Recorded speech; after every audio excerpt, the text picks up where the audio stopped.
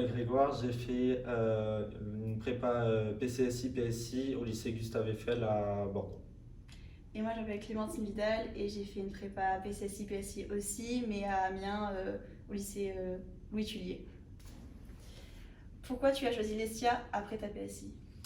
Alors j'ai choisi l'ESTIA parce que c'était une école généraliste et que moi après la PSI, je savais pas, je voulais rester dans un cursus général parce que la PSI est quand même une des filières les plus générales des autres filières.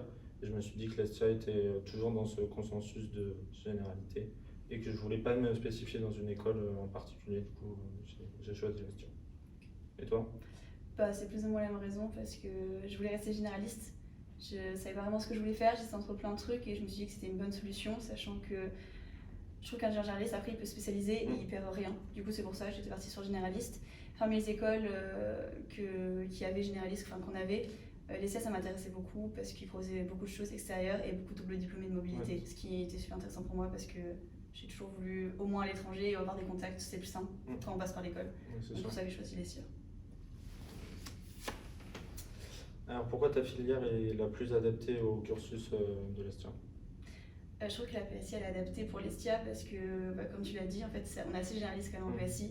Et quand je suis arrivée ici, il y a quand même beaucoup de cours que j'avais déjà vus et que j'étais pas totalement perdue. Il y avait au moins des connaissances et des bases. Et quand je pense à certains qui ont fait d'autres filières et qui avaient d'autres trucs à voir, je trouve que nous, la PSI, on n'avait pas énormément de choses à voir parce que, enfin, tout recommencer de zéro, il n'y avait pas beaucoup de choses parce que les maths, beaucoup de choses on a fait, physique, méca, beaucoup de choses, et c'est électronique, électricité, c'est beaucoup de choses qui sont quand même les bases pour un ingénieur. Donc je trouvais que la PSI, moi, était très adaptée au cursus généraliste et à l'ISTIA, donc ouais, j'ai... Ouais, mais c'est vrai que tu as raison, moi aussi j'ai retrouvé ça parce que quand on a fait une PSI, on a vu énormément de choses, que ce soit en maths, en physique, en SI, et même j'avais peur de ne pas retrouver assez de SI. Au final, il y a de la conception mécanique, on en fait pas mal, et on voit aussi beaucoup plus de pratique en fait qu'en prépa. En prépa, on voit beaucoup de théorique, là on voit de la pratique. Donc quand on fait de l'électronique, la physique, on avait les connaissances, on n'avait vraiment jamais touché enfin, comment ça marchait. Là au moins on voit comment ça marche. Ouais, je suis d'accord. Passer aux pratiques maintenant, je trouve ça bien aussi. Ouais. Ce que j'aime bien à l'école, enfin, surtout à l'ESTIA, c'est qu'il y a beaucoup de pratiques. Et vu qu'après la PSI, on a vu la théorie, on a réussi à la pratique, on n'est pas perdu parce que quand on essaie de faire quelque chose, on voit directement ce que ça fait, ce qu'on avait vu avant. Alors que certains, ils ont à revoir tout. Je trouve que nous, on a juste à voir entre guillemets la pratique et la théorie, vu qu'elle était là, bah, ça se fait assez bien et ça suit. Et du coup, je trouve ça assez pratique et il y a quand même. Enfin, plus on avance dans les années à l'ESTIA, plus il y a de projets. Ouais, et du coup, plus on voit et plus on voit aussi ce qu'on aime et ce qu'on n'aime pas. Et j'ai trouvé ça cool. Ouais, et contrairement par exemple à d'autres qui ont fait des DUT, eux ils ont beaucoup plus de pratique, donc eux ils savent faire. Ouais. Et c'est ça aussi qui est cool, c'est que mais comme on est avec des DUT, eux ils ont de la pratique et du coup ils peuvent t'apprendre. Toi tu as la théorie et le deux, ensemble ça peut faire un truc plutôt cool quoi. Ça, c'est l'avantage des écoles d'ingénieurs, c'est vu qu'on est tous mélangés. Ouais. Bah, on peut facilement avoir les points forts et points faibles de Ouais, c'est chacun ça, il n'y pour a pas de avancer. différence entre la PSI, la TSI. J'ai fait Ça, je suis assez un d'accord. DUT et tout le monde se mélange et ça, au moins tu apportes les connaissances de Ouais. tout le monde dans un projet. Et ça, c'est plutôt sympa. C'est comme ça que ça fonctionne en entreprise, Ouais. donc c'est bien. Alors, question suivante. As-tu eu des peurs, des a priori en arrivant à l'ESTIA par rapport à ta prépa? Alors, quand tu sors d'une prépa, généralement, tu te demandes vraiment comment ça va être l'école d'ingé parce que tu as vécu 2 ans un peu à fond dans les cours, à bosser et vraiment il fallait se donner à fond. Donc, moi, on m'avait dit que l'école d'ingé, quand même, c'était beaucoup plus tranquille Oui. que la prépa et ça s'est confirmé, donc ça, c'est plutôt cool. Et non, c'était par rapport au concours, si ça allait bien se passer, tout ça.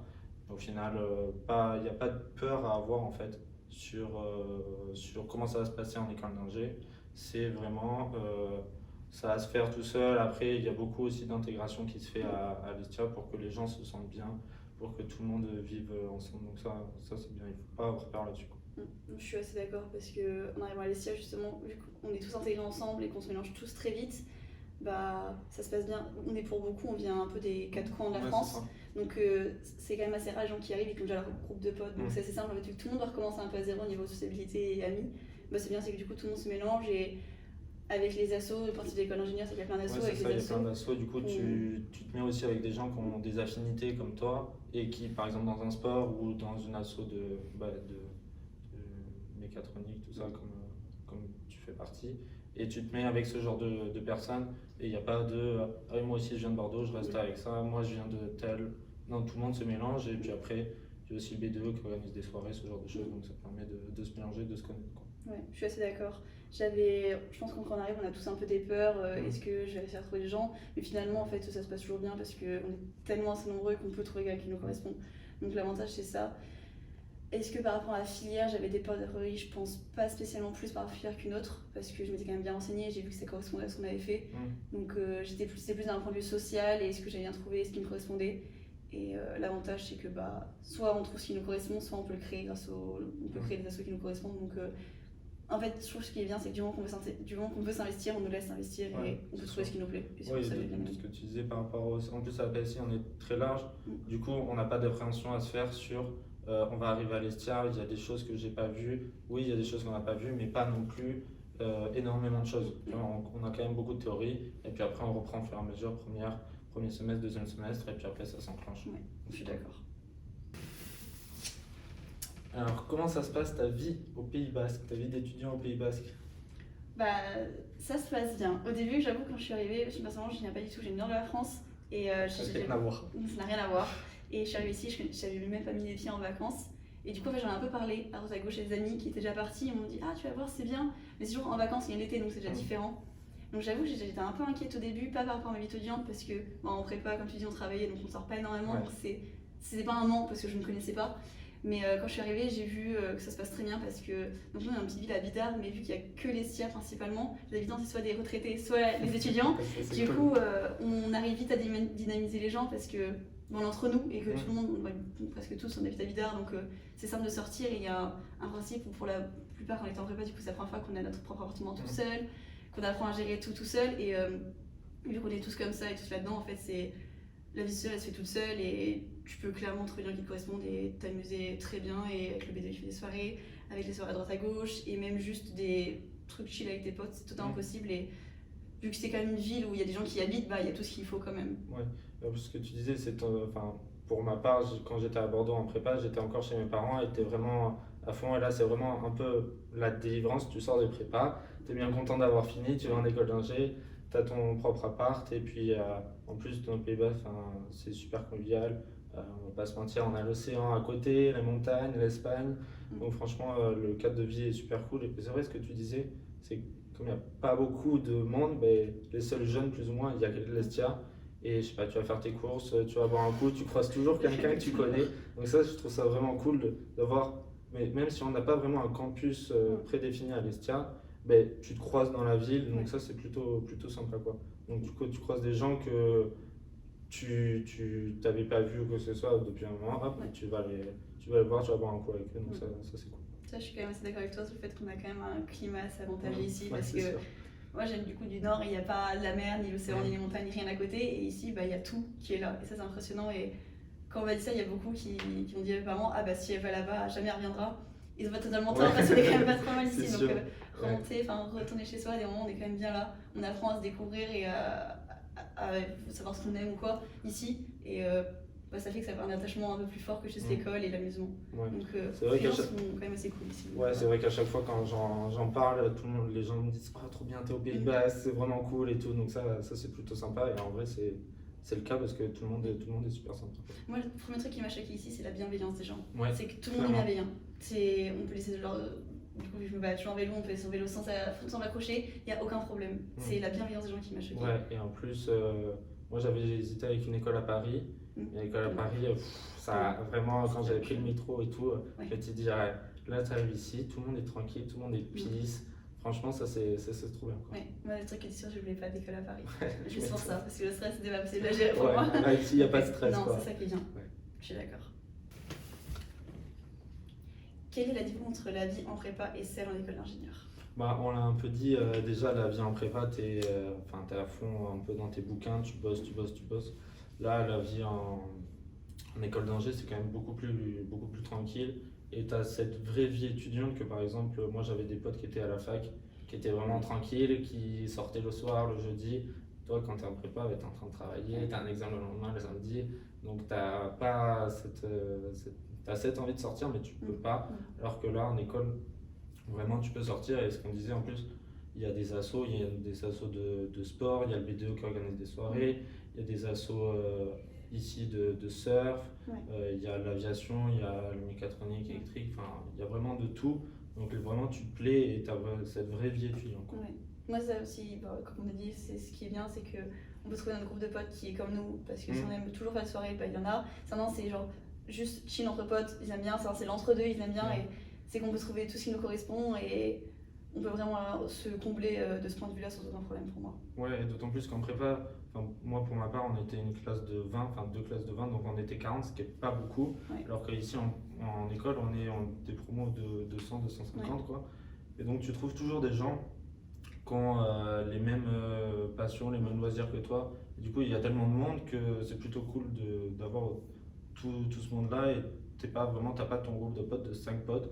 T'as vraiment ta promo entière et même les promos avant qui sont. Et le son. L'une des grandes différences entre la prépa et être en prépa et être étudiant en école d'ingé, c'est les cours. Ça n'a rien à voir entre ce que tu étais en prépa et les cours que tu faisais vraiment de la théorie. Tu étais tout le temps à travailler. Alors que ici, tu fais de la théorie, mais aussi tu fais quand même beaucoup de pratique. Et ça n'a rien à voir parce que moi je me rappelle en PSI, c'était maths, physique, tout le temps, quoi, de là ici. Et là vraiment il y a d'autres cours, des cours nouveaux moi qui m'ont plu. Par exemple, on faisait la conception méca qu'on n'avait pas vue, il y a un peu moins de maths. Donc ça pour ma part, j'étais content qu'il y ait un peu moins de maths. Mais il y avait par exemple, on voit comment programmer une carte, donc ça que nous on n'avait jamais vu en PSI ou ce genre de choses. Donc ça c'est plutôt aussi cool de voir de nouvelles choses. Par exemple, un peu de management, comment ça marche pour une entreprise, un tout petit peu de marketing, des choses qui nous poussent plus vers l'ingénieur que vraiment de la théorie qu'on avait qu'en prépa. Ça c'est vrai, c'est que en fait, comme on disait au tout début, les projets, plus ça va, plus il y en a, mais en fait c'est ça vraiment qui nous permet de rendre compte qu'est-ce qu'on aime, qu'est-ce qu'on n'aime pas, comment tout fonctionne. Et vu qu'avant on a fait que la théorie et que là on passe à la pratique, on comprend qu'il y a des trucs qui fonctionnent pas, d'autres qu'on a appris la théorie et finalement ça se passe pas toujours comme ça. Et l'ouverture, parce que comme tu dis, en prépa on faisait que des matières scientifiques, et là on prépare devenir ingénieur, pas juste scientifique pur et dur, et du coup on nous ouvre sur plein de trucs qu'on n'avait jamais pensé avoir et qui sont importants aussi pour un ingénieur. Et c'est plein de trucs qu'on n'avait pas pensé. Et l'avantage aussi, je trouve, qu'on a à l'ESTIA, c'est qu'on arrive à faire des projets qui sont même pas juste faire un projet en classe où on a 4 heures par semaine avec les 24 heures d'innovation ou ActiSpace qui a ce jeudi, vendredi là. On arrive à avoir des gros projets qui durent sur 24 heures où on est à l'école et on fait un énorme projet. Chacun choisit un projet qui l'intéresse et c'est quelque chose où ça nous prend au trip parce que c'est vraiment ce qu'on aime, parce qu'on est devenu ingénieur donc c'est ce qu'on aime en général. C'est un projet qui est tellement intéressant et on n'a juste pas de limite. La seule limite, c'est notre imagination et être prêt par le temps. Et c'est juste se dépêcher et mettre en œuvre tout ce qu'on a appris en cours. Et c'est pas des trucs qu'on apprend, je trouve, en prépa. C'est des trucs qu'on apprend vraiment. Et après, c'est ce que toi, tu dois plus le voir aussi parce que tu fais de la théorie qu'on a vue en prépa. Là, on en revoit un peu en école, mais on fait de la pratique et après, tu vas commencer à aimer ça. Par exemple, toi, dans ton asso, tu fais la Coupe du Monde de robotique. Je pense pas qu'en prépa, tu aurais vu que tu aurais fait la Coupe du Monde de robotique un jour, quoi. Ça, c'est l'avantage, je trouve, justement, à Malestia, parce que du coup, avec ces systèmes dans l'asso, on fait la Coupe de France de robotique, chaque année on la refait, et même du coup, on arrive à développer avec l'ESTIA aussi. Là, on va faire du coup la Coupe du Monde de robotique, la RoboCup, on s'en occupe aussi. Et c'est des projets qui sont tellement grands et ça t'avance tellement de personnes que tu mets directement en pratique ce que tu as vu. Il y a des gens qui arrivent pour apprendre et du coup ils apprennent en faisant ça et du coup après tu en avances sur les cours. Moi c'est ce qui m'était un peu arrivé, c'est que je suis arrivée, je connaissais rien du tout en informatique. Je détestais ça. Et juste mettre sur la Coupe de France de robotique, en fait le logiciel fait un robot en entier, donc il y a l'informatique, la méca et l'électronique à faire. Et c'est avec des projets comme ça en fait parce qu'ils sont plus intéressants que juste prendre une feuille et gratter des calculs pendant une demi-heure. Et c'est super intéressant parce que tu vois directement ce que tu fais en action et t'apprends comme ça et t'es avec tes amis, tu fais ce que t'aimes quand tu veux et à la fin tu vois ton robot que t'as créé qui roule, pas toujours bien, pas toujours parfait mais il roule quand même et ça c'est beau. Et du coup c'est des choses qui sont super bien et c'est comme ça qu'on progresse je trouve et c'est en ayant ce petit truc en plus en disant ok ça m'intéresse et que tu te sens attiré par le projet et là ça décolle et c'est absolument incroyable et justement les cours sont là pour nous aider, nous pousser. Les cours, ça nous pousse à comprendre ça et les actions nous poussent à continuer ça et à le faire de notre plein gré de manière ludique. Un conseil pour les PSI actuels Pour les PSI actuels, le conseil que j'ai, c'est apprendre les cours, enfin, c'est pas apprendre les cours pour les concours, c'est justement les comprendre. C'est vrai. Moi j'avais trop ce réflexe-là en prépa, c'était d'apprendre pour apprendre et juste apprendre la formule même si je la comprenais pas. Et avec le recul, je regrette parce que c'est un truc que j'ai retenu actuellement, c'est ce que j'avais compris. Donc Ouais. au final, c'est un peu une perte de temps juste d'apprendre tous les concours. Le meilleur conseil, je pense que je pourrais me dire, c'est que j'aurais préféré apprendre moins de trucs, mais comprendre plus de trucs. Juste parce que quand tu comprends, ça reste tout le temps et après, ça te paraît tellement plus évident. Ce que tu comprends, c'est ce qui va être naturel pour toi. Et si tu vas passer du temps à essayer de le comprendre, tu l'oublieras pas. Donc ouais, ça serait plus ne pas apprendre par cœur et comprendre tout ce que tu fais. Et je trouve que c'est comme ça qu'on arrivera. Si on fait ça, en fait, après on arrive et on a tout gagné en école d'ingénieur. Tout gagné en école d'ingénieur et après comme ingénieur tout court. Parce que tout ça, c'est tellement acquis et c'est quelque chose qui est en toi maintenant que ça bougera pas, ça changera pas et que tu le comprendras tout le temps. Donc ce serait plus de comprendre et non d'apprendre. Ouais, c'est sûr que quand tu étais en prépa, t'avais des évaluations assez souvent, ce genre de choses. Donc tu es obligé d'apprendre et des fois tu dis ok, ça je le retiens par cœur et de toute façon je m'en servirai plus jamais. Et des fois c'est un peu faux quoi. Oui. Tu le réutilises, donc c'est vrai qu'il faut prendre du temps pour comprendre, même si c'est difficile. Moi je me rappelle que j'ai galéré quand même pas mal à comprendre les choses, à savoir comment ça marche, etc. Et puis après, tu te rends compte que tout ce que tu as fait en prépa va te servir pour ton école d'ingé. Oui. Donc il y a des choses qu'il ne faut pas délaisser, donc il faut vraiment continuer à travailler. Et puis après, moi je me rappelle, les concours, c'était passé quoi. Ouais. Il n'y a pas oh là là, ça va jamais, je vais jamais y arriver, je vais jamais y arriver. Non, ça se passe bien généralement quand tu as appris, quand tu comprends comment ça marche, tu révises. De toute façon, si Ça on se passe apprend bien. par cœur, il y a toujours un moment un formule, ça va être plus école indice de la somme, ou juste comme ça, donc ça sert à rien. Alors qu'au concours, on est tellement stressé, on n'a pas le temps de penser ah mince, c'était quoi qui est marqué en droite de ma feuille. Ouais, Non, c'est ça, si tu le sais, tu t'en rappelles. C'est ça, c'est du mécanisme, quoi. Tu sais comment ça marche parce que tu as compris la logique et du coup après tu.